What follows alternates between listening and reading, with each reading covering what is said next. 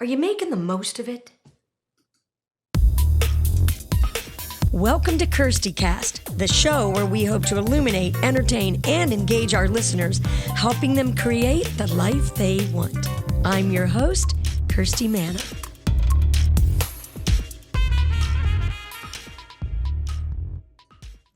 Hi, everybody, and welcome to KIRSTIcast. I'm Kirsti Manna. So glad you're here with us today. Hope that you're returning, and if you're here for the first time, we're really glad you stopped by to check it out. And you might be listening to us on Spreaker or Spotify, Apple, Amazon, iHeartRadio, anywhere you get a podcast, that's where you're going to find us. And also, we want to ask you to like, listen, and download and share our podcast because we want to get the word out to everybody.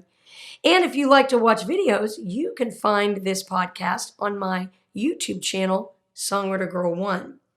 Well, before I go on, I want to make sure you know that I am not here alone. No, there is not a cat in this room at this time, but I am here with Bill Warner, the mad scientist, and he's putting it all together for me with the lights and the sound and all that good stuff. And we have actually letting him still keep the microphone because he's been saying some pretty good stuff the last few weeks. I'm generally not that exciting. He really isn't. He's not that exciting. Somebody needs to hold the fort down. But we'll see if maybe we can get him to say something exciting today. Well, I asked the question at the beginning, are you making the most of it? Are you? Are you making the most of your life? I mean, one of the most powerful things that you can do in your life is to let go. And I always bring up my acting coach in my class, but wow, if there was ever, remember Bill, how I used to come from those classes and say how amazingly freeing they were, right? Yeah, they sounded like quite the experience. I mean, if there was ever a time in my life that I really learned how to let go, it was in those acting classes. And one thing that is really limiting in life is negativity. And good grief, it can be all around us in life. And, we can even start to believe some of this stuff, the stuff that we make up about our own selves in our heads, which can be very negative too. It could be something that we thought about ourselves 10 years ago, 15 years ago. It doesn't just have to be right now. So I'm really encouraging you that one of the best things you can do is try to let go of those negativities. Because when you do, you're going to really, really empower yourself and you're going to move all that garbage out of the way. And you are going to truly be able to find a purpose for your life. And I'm not saying that, you might need to quit your job, do something completely different. I don't mean that. I mean some kind of purpose that's really going to give you passion and joy in your life. I talk about this passion and joy thing all the time, but I really think that it is so important to figure out who you are when it comes to purpose. And, you can be a walking example of positivity for somebody just when you are walking in your own purpose. You might have something that you really want to do, something really easy, like, learn how to run a pottery wheel, go learn to paint. Maybe you want to, put a garden in next spring. Maybe you want to do something really interesting with something in your yard. Maybe you want to create some art that you can put out there. Maybe you want to start writing a book. What do you feel really passionate about, and what would give you a real purpose, even if it was just for a couple hours a week? Have you ever found that, you really have trouble feeling what you're passionate about because you've been doing some of the same things for so long? You can kind of get yourself into a rut. And the beautiful thing about trying new things is that you can meet new people, you can gain new perspective on what people think about something that you've eyed for a while, something that seemed interesting to you. And for some reason or another, you had a negative thought about it, or you had some fear about trying it. And so I really think that that's a really good thing about stepping out of your way. I wrote a song about that once, get out of your own way. And we all have to remind ourselves to do that sometimes because we judge ourselves so harshly. And I think that it's a good time in your life, if you're having any of those kind of feelings, to really try something new. Talk to new people. This is something that I love to do. When I was actually going to the grocery store, right, Bill?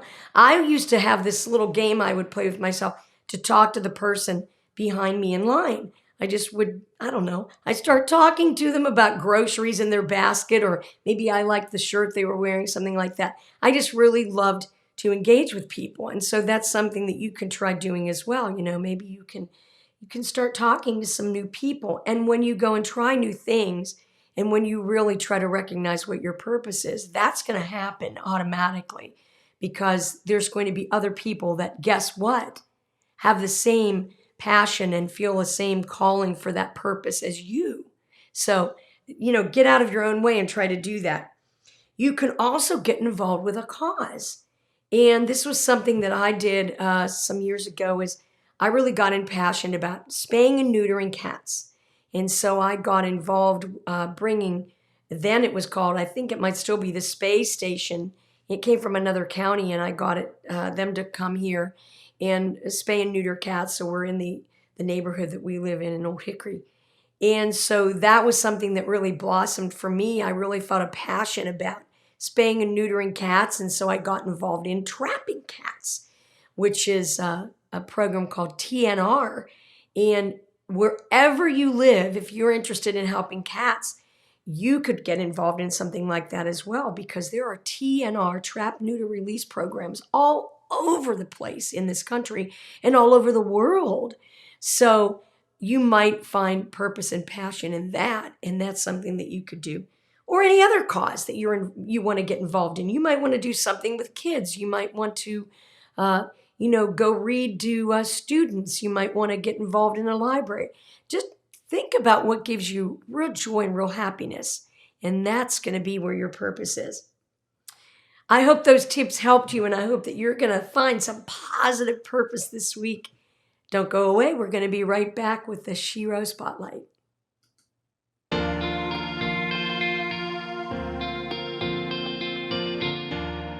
Stay tuned for the Shero Spotlight.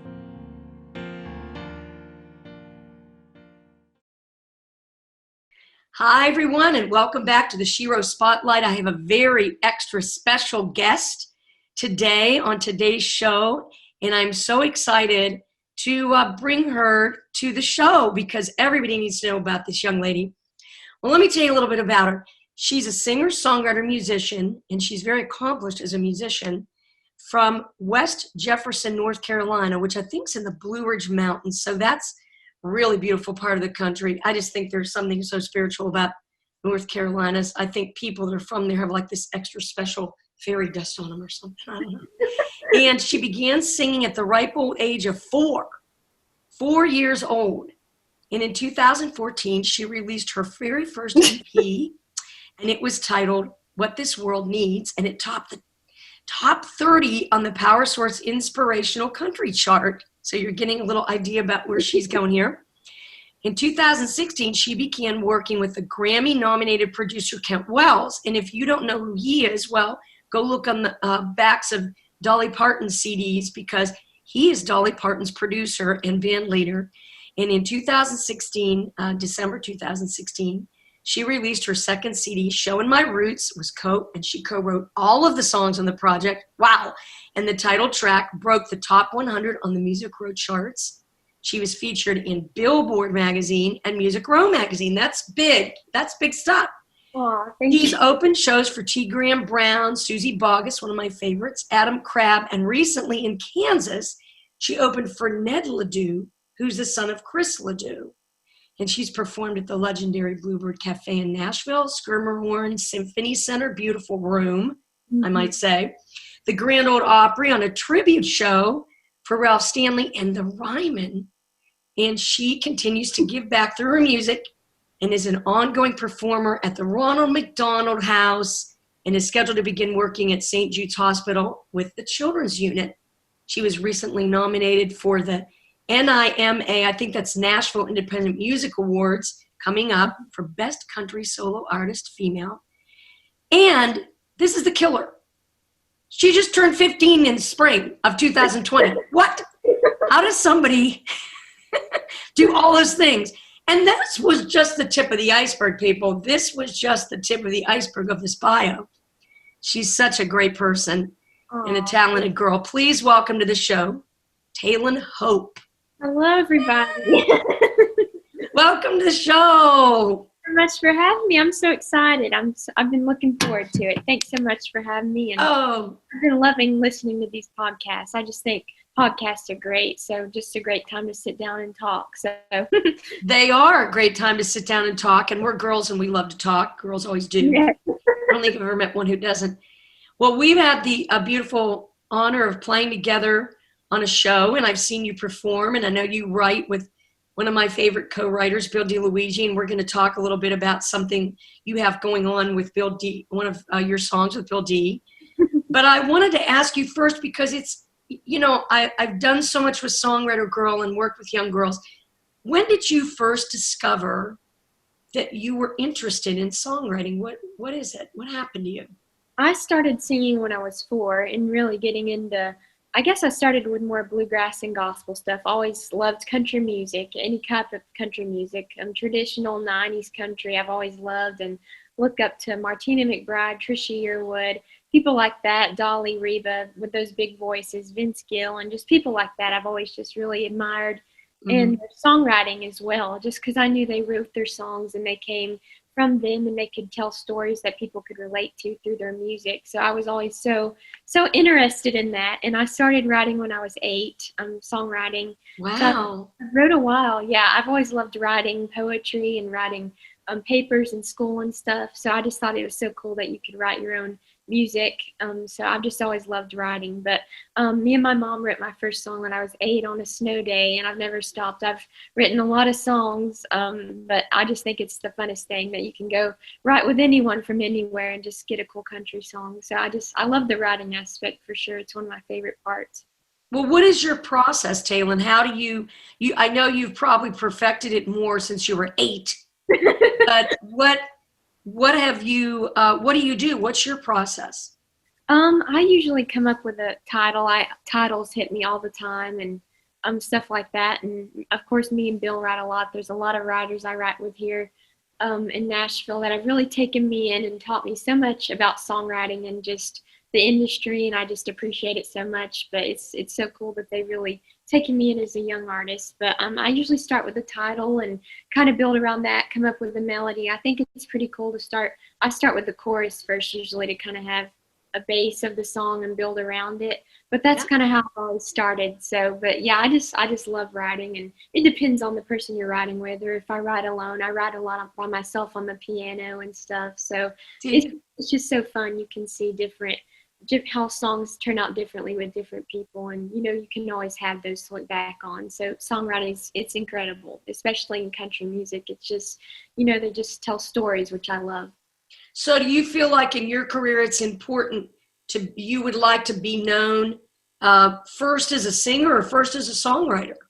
Definitely, I think a singer for me. I think that's just where I came from and what I love to do most, but the songwriting is just amazing, and it goes with it, which I think is cool. Most everybody who sings here songwrites, which is pretty cool, I think, just because they have their own original style and they can write their own words of their personal experience and stuff, and I love that. So definitely a singer, I think, but songwriting's always been a huge part of who I am, but I just love both of them. So yeah. Well, and your songs are also good, and it's a great way to express yourself as a young person. I think expressing yourself in that way I know we all use social media, but there's so many people that I don't know if they take the time to explore their thoughts, and that's what I love about songwriting. Me too. Yes, I love that. It's really fun. So how have you coped as a performer during the pandemic? What are some things you've been doing to cope? I know you said recently on social media, oh my gosh, I'm so excited. This is the first show I've played since the pandemic started. But what are some other things you've been doing? I have been doing a lot of live stream shows. I've been doing stuff overseas with Nashville Meets London, a bunch of live shows overseas where people can watch from anywhere, but it's mainly the people watching from across the country, which is pretty cool, which is something you might can't do that fast, just get on and sing for people from everywhere, which I've enjoyed the live streams. Of course, they're not like performing at all, and this summer was not the same without. I play the wild horse a lot, and that's what I look forward to for the summer and traveling, playing places like that. And CMA Fest, I was just so sad when that got canceled. I had so many cool things planned for that, and I guess the last thing I did, everyone kind of did big, was CRS, and then everything kind of shut down, which was just terrible. Everyone didn't know what to do, and I just feel like if we didn't have the social media outlet, we wouldn't have done as well as I guess everyone could. But I just met so many cool people, and I wrote with people from everywhere, and I wrote probably tons of songs over the past since March. But I started school back last week, and I started sophomore year, so that feels good to be back and be able to actually go do something every day instead of just sitting in the house. But I performed at the Listening Room last weekend with some of my friends, Bill DeLuigi, Janelle Arthur, and Lauren Massetti. They're great friends of mine, and we had a great time. It was full capacity, but we were all social distance, and it just felt so good to be back on stage, just because I'm just not me without being on stage and sharing my songs with people. So it just felt like I can't describe it, but it was just great to be back. So more places will open soon, but just making sure we're all safe going through it. So sure. Well, we just have to learn how to cope with it, and I think it sounds like you're doing a good job of that. So tell me about that. Before we came on the show, you were starting to tell me about a single you have coming out. Yes, tell us about that. It's called "If It Wasn't for the Storms." I wrote it with Bill D, of course. He's awesome, and sometimes we just write whatever we feel, and it turns out pretty good. So we enjoy writing. But we wrote this right after, I guess, a week after the Nashville tornadoes hit, and that all happened back in March. And, it was called "If It Wasn't for the Storms," and we realized right after we wrote it, when everything, when the coronavirus hit America and stuff and everything shut down, we realized it kind of related to everything going on in the world right now. So it's basically saying if it wasn't for the bad, we wouldn't appreciate the good times. So everyone's really liked it when I performed it on live streams and at the Listening Room. I think it's a pretty cool song. So we went in the studio about a month ago and recorded it with Kent and everybody down there, and it should be out in the next few weeks, and we're creating all the art right now. So I've had a pretty cool campaign going on where people draw a storm and put the title of the single in my name and make like album covers, and people from all over have sent in like such cool artwork. I'll see if I can find some on my phone, but it's just so cool that you can have songs like that and people can contribute with what they love to do, I think. But it was just so fun. But so many people have sent in their artwork, and I was like, that's so cool. Like, here's one. Wow, that's really unique. That's a beautiful. And digital work and just everything. That's really nice. Yeah, I just thought it was so cool. And just how it impacted other people and their impression of it too. That's all. That's why we write songs, right? Because we have something we want to say, and we hope that it moves people. That was one of the most impacting things for me in my life. I studied acting with an acting coach. Yes. And when I first met him, he said, "What do you want to do with your art?" And I said, "Well, I want to move people." And he said, "Oh, okay, I can help take you to the next level." And I thought he meant as an actor. Yeah. But it was really about, for me, it was about being a creative and about writing and, just the freedom of any kind of fear, anything that I had in regards to what I wanted to say. So that was a really inspiring thing for me, which brings me to a question for you. What is one of your stay inspired stories? What's a story you could tell us, that something that happened to you, could be about life or music, that really inspired you? Oh gosh, there's been so many moments like that, and just with all I've gotten to do, I've been blessed to do a lot that I've wanted to do at a young age. And like I said, so many people have taken me in as an artist. Gosh, something that inspired me. I love giving back through music, and whenever like someone is just listens to my music or just has like connected to the lyrics or something like that, that means so much. And like you said, I perform a lot at the Ronald McDonald House and stuff, and just moments like that touch me more than ever. When someone just relates to something I'm saying and that's their story too, that just means so much, because I really write about who I am and what I feel, and I'm just honest, and I love telling stories like some of those like 90s country songs, just Yeah. through your music is so awesome, and I've always looked up to that. So definitely when anyone, there's been several moments, but when anyone comes up and says, that song really touched me, or your voice really touched me, or something like that, or it inspired me, which is so cool. It just inspires me as much as it did them, just because it makes me want to work harder and, just become a better artist and songwriter. So there's just been so many moments, and I'm blessed to just have those and be able to use them as motivation as I go on in my career. So yeah, it's Well, yeah, because it's so cool when somebody tells you that your song moves them. I love that, because they're really listening, and that's why we sing. Yes, it's because we want people to listen. Mhm. That's so great. So, if you could have your dream concert, what would it be? Well, you've played a couple dream places for a country artist. You've played the Opry and the Ryman. But what's a concert that you would love to have? Where would you love to play? Or is there some place you dream about performing? There's so many places. I would love to travel. I would love to go overseas and do stuff with people over there. I've never been over there, but I would absolutely love to. We've talked about maybe going in the next couple of years and doing some stuff over there when everything's safe again, make sure of that. But definitely I would love to play like places like the Bridgestone and the O2 in London. I've always dreamed of that. And the Opry, the actual Opry show would be awesome, and Madison Square Garden, just places like that I've just always dreamed of. And the Ryman was in the Opry stage were definitely up there on my list, but I'd love to play the actual Grand Ole Opry. That's just been it for me. I've just always wanted to do that. So I'm just so blessed, and the Ryman was so cool. The Skimmerhorn was beautiful. But that's so beautiful. Yes, so beautiful, and the acoustics and every one of those places is just great, which is what you want as a singer. So but it's great. But I wanted to tell you, I played the Grand Ole Opry a couple of times with an artist I worked with on Columbia Records, and her name is Joylyn White. And so the first time that we played, and I'd been to the Opry. My parents had taken my sister and I to the Opry a couple of times, and so I knew what it was all about, of course.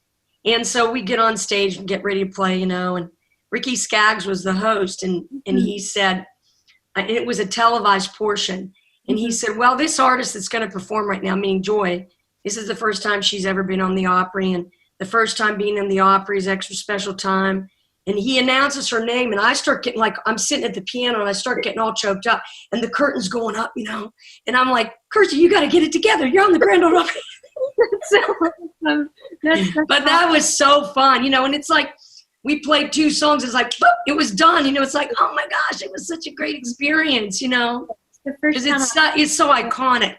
It is. Yeah. The first time I played, I guess, the Opry stage was back in 2017 with the Ralph Stanley tribute. And I played in April last year. That was so incredible. I got to play a couple times, and just a dream of mine to be on there. So I think it's the first time I've ever just been so happy. I cried after being on stage. I remember coming back to my mom just in tears, wow, I just can't believe I stood on that circle and sing a couple songs. That's just something that I've listened to the Opry and WSM since I can remember, and I would listen in the shower and listen to Eddie Stubbs and everything like that. Yeah.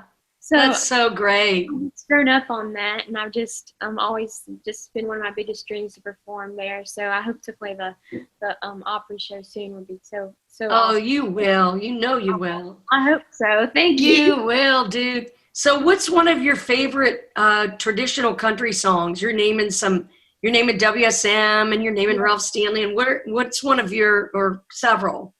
So many. I love Patsy Cline's one of my favorites. I look up to Patsy. Just so many people like that in the real traditional country. Let me think. I love Johnny Cash. People like just the old country, like Kitty Wells and people like that who really started country music. Yeah, really interesting. And so many of them they didn't sound alike. Yeah. They sounded very unique, even in their style of country music, you know, which I think is different. And you have a very unique sound, and that's good for the radio. Oh, thank you. Because you stick out. Oh, That's what you want to do, right? You want to stand out. I hope so. Oh, you do. So what is one of the most challenging parts of recording for you? Challenging parts of recording. I think recording is so fun. Mm-hmm. Actually coming in with a song that you've just written or you've had written years ago, you can really see it come together, and you don't ever know what the, you know, kind of musicians are going to add or how it's going to sound like at the end, but the final result's always just what you always envisioned, which I think is awesome. But yeah, just seeing a song come together is so awesome. But the hardest parts of recording, I'm just such a perfectionist, so probably just going back and making sure everything's how I want it. But letting go of things. I usually record pretty fast. I guess a few takes, not many, but like just because I just want to make sure it's like I'm performing and just natural and stuff. But yes, I just want to make sure everything's right. So Ken will tell you that. We'll go back and make sure it all sounds how I want it. So definitely that. But usually everything else is just amazing. And being in the studio is just one of my favorite places to be. It's just like another stage place, another like home. I love when you get to go into a tracking session with all the musicians. Is it not amazing how they can just, and I don't know if people even realize the talent of these players and how they can take a song that they've never heard and they get a chart and they hear, could be some rough old work demo of a song, and they come up with this artistry. So incredible. It's incredible. And they'll do it, of course, when somebody's working on a record, when you're doing demos, the process is a little faster with that. But when they're doing an album, they might work and just keep chipping away at that song for a couple of hours, and it's so wonderful. The talent. I am so grateful for the players in this town. It is really something. It's so true. Yeah, even a guitar player and piano player, I watch, I'm like, that's so much talent. I mean, it's just so incredible and so awesome to watch them, because I always enjoy watching from the booth. Watch while I sing, watch them like make this, which is so cool. But I've learned the number system, Nashville number system, a couple years ago. And that's good. Yeah, that really just, I mean, that's what they read, and that's how everybody kind of sees it in Nashville, which is so cool. But they just come in, they see that, and then they're done, and then you sing your part, and it's a song, which is just so cool. And I think that's something people don't really realize. Right. And for those of people that are listening and they don't know what the Nashville number system is, you can go and look up the information about that. But basically what happens is that each chord basically is attached to a number. And then when you see that number, you could be playing in any key. And you know a one, if you're in the key of C, you know the one is going to be the C, and the key of C of the 4 is going to be the F. So you have to know a little bit about music, obviously, to understand it. But for anybody out there that's listening that is a musician, you really should go and check out the Nashville number system. Yeah, it's so fun. When I was in college, we had that jazz monster book. And the monster book was, it was all letters. Yeah. It was letters. And a lot of jazz tunes, it would be hard, to have the number system probably for some of those really intricate jazz jazz progressions. You know what I mean? Yeah. You would sound great on a couple of jazzy songs. That's what Bill tells me. You should go and find some old jazz tune. And I like some jazz. I think that's fun. Yeah, one of my friends, Tristan McIntosh, she does that. And I'm like, wow, I just love her voice. So you should check some of those out. Yeah, I think that would be really fun. That would be a fun thing for you to do. Well, we're running out of time, and I always love to ask my guest, what is your power word? Power word. Let me think. I would probably say stage. Oh, why stage? I don't know. I've always just loved that word. It just gives me so much confidence and just a home feeling. That's interesting. I like that I think it's really cool. because it's Motivation. not an emotion. It's an animate. Yeah. It's an action. I'm going to stage something. I'm going to stage this performance. I'm going to be on the stage. I like that. That's really unique.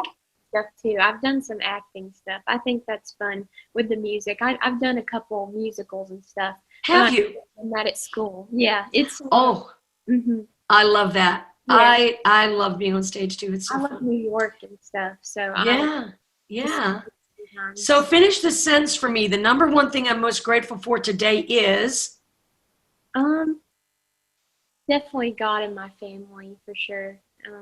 And just being able to do what I love every day, and my music, and it's just awesome. So I'm very grateful for everything I've been given, and everything I've gotten to do, and I'm excited to see where music takes me, and just everyone I've gotten to meet, so amazing, just like people like you, and just so awesome, and getting to meet new people every day. So, and singing my songs and helping people is just what I want to do. So grateful for a lot of things. And and you've done so much in your young life. Oh, thank you. It's amazing. So where can the listeners find you and your music online? Tell us. Yes, it's under Taylon Hope Music, Taylon Hope, Hope Music, Instagram, Facebook, Twitter. I would love to become friends with you guys and talk to you guys on there, and follow my Spotify, iTunes, all that under Taylon Hope Music. Any digital streaming platform you can find my music, and check out my new single coming out soon, and follow my social medias for all those updates and everything coming. So yeah, go stream my music, go follow me, and it's a fun time. So yeah. Yes, it is, and it's very wonderful. Well, I want to thank you so much for making the time to talk to me today. And it's fun. Oh, I'm so glad, and I hope we get to write sometime together. And I want to wish you continued success and much love and gratitude for being such a wonderful role model as a young lady in music and life. Oh, thank you. You're very welcome. All right, everybody, stick around. We're going to be right back. You're my Shero, more than a hero, and I look up to you every single day. Every day, my celebration, my inspiration is to be like you, but in my own way. You're my Shero, more than a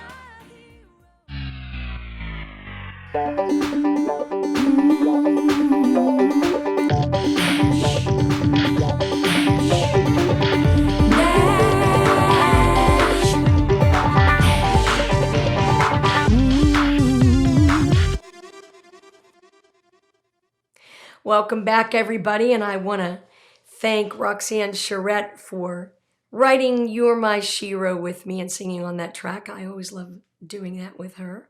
And I'd also love to thank our wonderful Shero Spotlight guest, Taylon Hope. What an amazing young lady, and so I hope you're going to go check out her music. Well, this new segment that I started a few weeks ago called Nash is a segment that I wanted to share with you guys because, we live here in Nashville and it's a great city and there's a lot of people that come here and visit. I think I read somewhere, it doesn't even seem possible, that in 2019, something like 16.1 million people came to visit Nashville, Tennessee. It's an astounding number, but people just love it here and we love having all of you come to visit too. And so one place that you're going to want to check out, if you are thinking of even checking out what there is to do in Nashville or really making a plan to visit physically, is go check out visitmusiccity.com. It's the official tourist website and place where you can find out all the information that you need about visiting Nashville. Well, when I was checking out their website, I found this really cool page called Music City Brand Champions. Well, the Convention Bureau has worked really hard to brand Nashville with music because there's so much different kind of music that goes on here. There's jazz, there's blues, rock, country music, gospel, and of course, songwriters. And where are you going to go anywhere else but Nashville, Tennessee, to see amazing songwriters playing every night of the week all over Nashville? So I thought I would do a little exploring, and I started looking at some of the people who had won the Music City Brand Champion Award. And those are businesses that actually took it to another level where they really used music in branding their own company in everyday activities, using music and using music activities. So I thought this one was really fun to check out. And I'll tell you a really funny reason why I was so interested in this Music City Brand Champion. It's because this was actually started many, many years ago in purpose and principle and just out of a passion for animals by these two women called the Croft sisters. Well, their family had lived here in Nashville, many years ago. You can go look up their family history. But these two ladies were really impassioned about saving animals and about having a natural preserve for animals when they passed away. And so they deeded and willed land to Nashville, and it ended up becoming a place called Grassmere Wildlife Park. And when I first moved to Nashville, I was involved at the Cumberland Science Museum, and the Cumberland Science Museum was involved with Grassmere. And so I went there and did some teaching at Grassmere while I was working for the museum. And Grassmere Wildlife Park became the Nashville Zoo. And I don't know if you've ever been to the Nashville Zoo, but it's such a great place. They have so many wonderful activities there, and they tie in music. They sometimes combine music and animals in songwriter rounds through a program called Writers for Rhinos.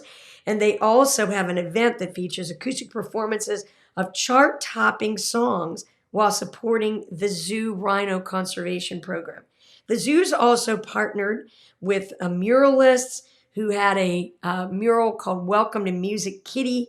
They continue to market animal exhibits through whimsical plays on the names of famous Nashville country music artists like Tim McCaw. Get that, Bill? Tim McCaw. I love that. I get it. And I love the Nashville Zoo. I just think it's such a great place. It's really got a natural feel. And because I was able to do some teaching at Grassmere Wildlife Park, it makes me think of how these ladies are probably really smiling down from heaven on what everybody's done to support the Nashville Zoo and really keep that park so natural looking. You know, the animals are in beautiful settings and lots of trees and everything, lots of things to learn as you go through the zoo.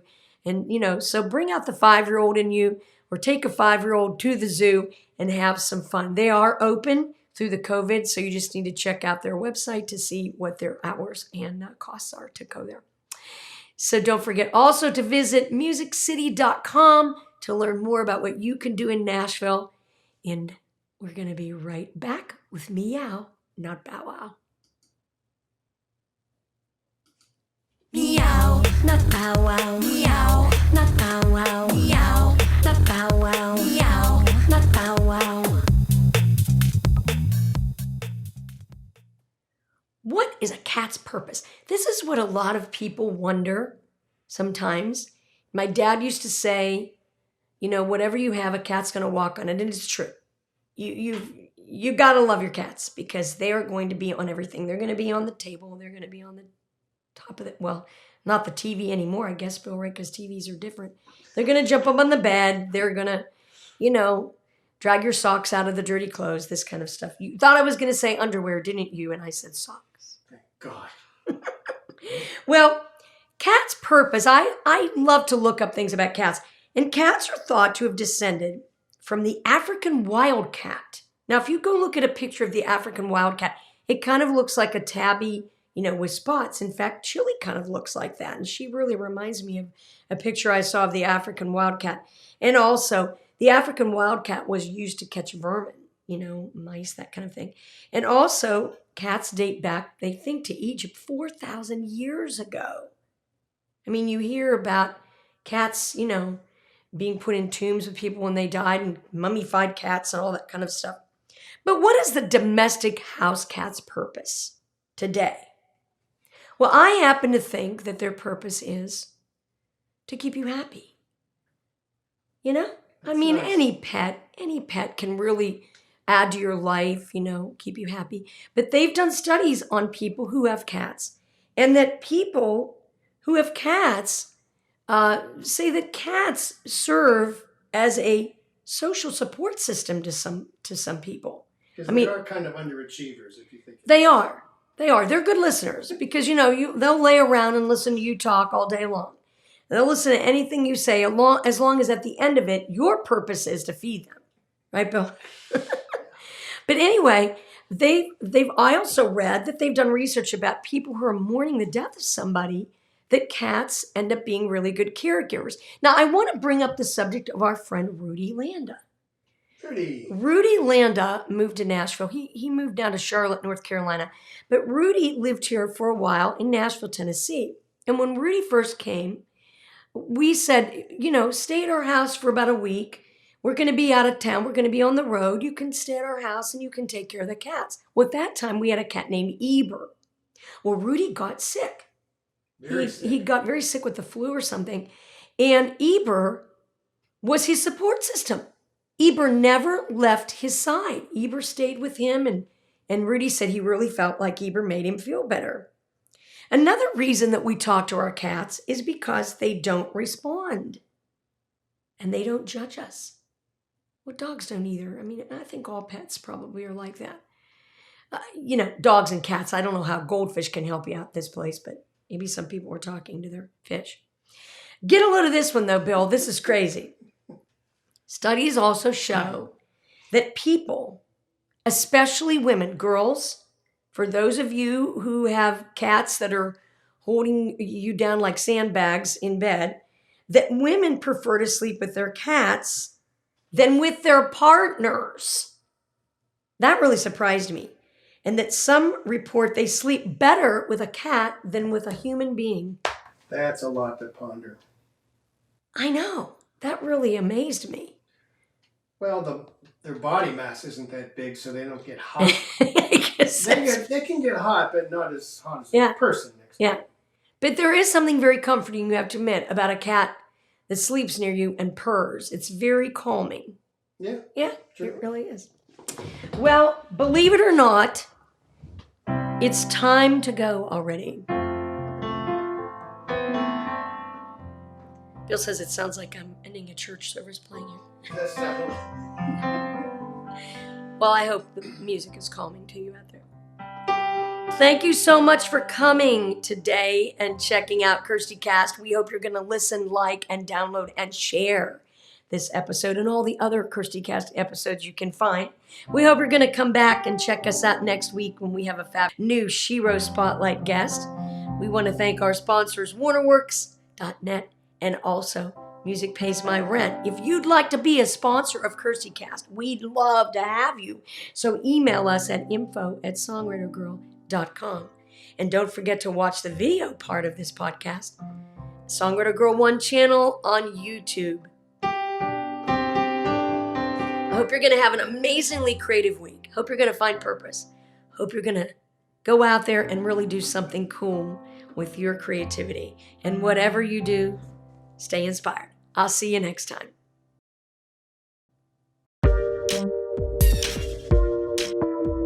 You've been listening to KIRSTIcast.